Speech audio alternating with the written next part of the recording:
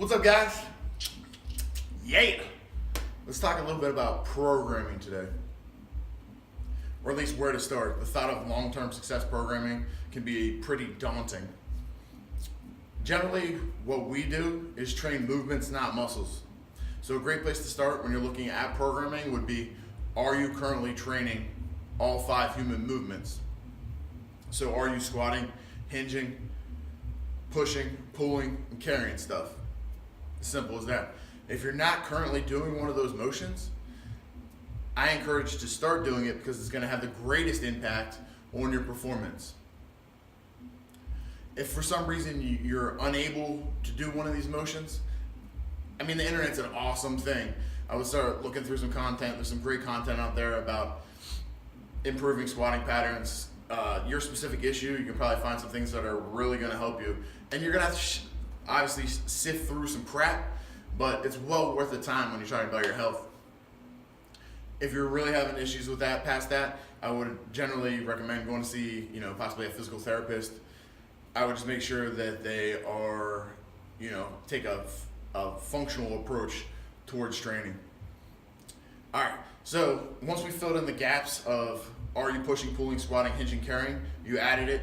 We're doing now training all the motions. What do we look at next? Next, I would start looking at your weaknesses. For example, when I was, let's say 25, I could bench press my body weight for reps, but I wasn't able to do a full pull-up. I wasn't able to do the opposite motion in a horizontal rowing plane, so I wasn't able to do bent rows with a similar weight. So what I started doing was attacking that weakness. Great things basically happened, came full circle, gaining lean muscle mass and strength in my back and posterior chain in general really improved my bench even more, as well as all the other human movements. Let's look at another example. Let's look at a long distance runner, right? So we're constantly running through the same plane of motion. What's going to greatest impact that long distance runner, in my opinion, would be adding something through another plane of the motion. So maybe a lateral lunge we would add into the programming. What else happens with distance runners? A lot of them start to get this thoracic flexion type position, right? And their anterior deltoids get super strong from this pumping motion. So with those athletes, I would just start rowing like it's 1967, a variety of rows, adding more volume, and just keep rowing, all right? It's gonna help performance as well as the longevity in the sport. So once we kind of looked at, are you training all the movements? Then we look at your weaknesses, and then we look at some pretty common ratios that tend to occur in our training. Most people are greatly gonna benefit from pulling more than they push. If that's from benching way too much back in the day and ignoring rowing motions or whatever the case might be. You're looking at a 2-to-1 or even a 3-to-1 pulling to pushing ratio. Similar with a hinge and squat motion, most people will benefit from having a 2-to-1 at least ratio from the hinging motions to the squatting motions. So let's address the hinge.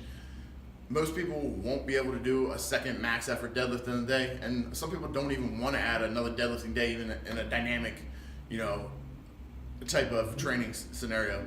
So a couple ways to address this. You can look at adding a movement like a Russian kettlebell swing into their warm-up, priming, GPP, general physical preparedness portion of their workout. I would greatly recommend this movement, especially in people that I don't have doing any jumping movements, any O-lifting progressions. They're gonna create, sustain or build snappy hips, so they're staying explosive, they're staying young, that kind of thing. So take a look at what you're currently doing and what you need to add to your training program, right? Hopefully this information was very helpful. I will talk to you guys soon. Get it in. Let's go. Yeah.